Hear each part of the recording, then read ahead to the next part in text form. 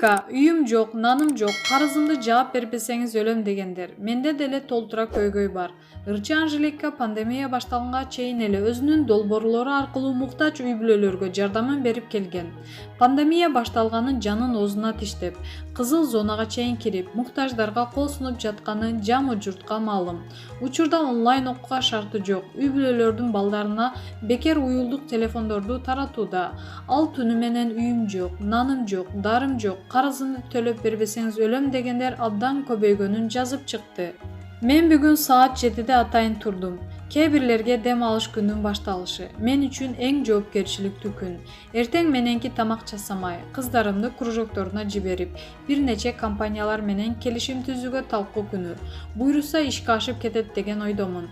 Алгачкы гонорарыма 100 уюлдук телефон муктаж үй бүлөлөргө дагы алып берем. Таң атканча үйүм жок, наным жок, дарым жок, карызымды жаап бербесеңиз өлөм дегендер андан беттер көбөйдү. Мен азыр бир багытта гана иштеп жатам. Онлайн билим алууга курал боюнча. Менде деле толо проблема бар. Кредиттер, чыгымдар, 3 кызымды бакмай жана башка. Мен эсеп менен үнөмдөп 20 саат иштеп аракет кылуудамын дейт ал. Маалымат булагы Fabula Check It KG.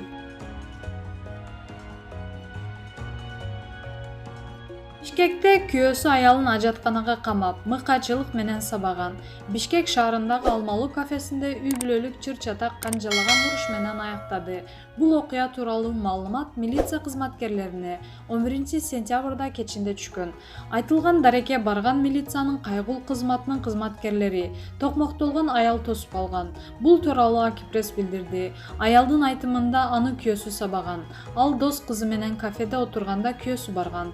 Ал аялын даратканага киргизип, эшигин бекитип алып токмоктогон. Кыйкырыктан улам кафенин конокторунун бири эшикти талкалап кирип, аялынын моюнуна бычак такап жаткан кишини чапканда ал сыртка качып кетүүгө жетишкен. Маалымат булагы Argument Check It KG.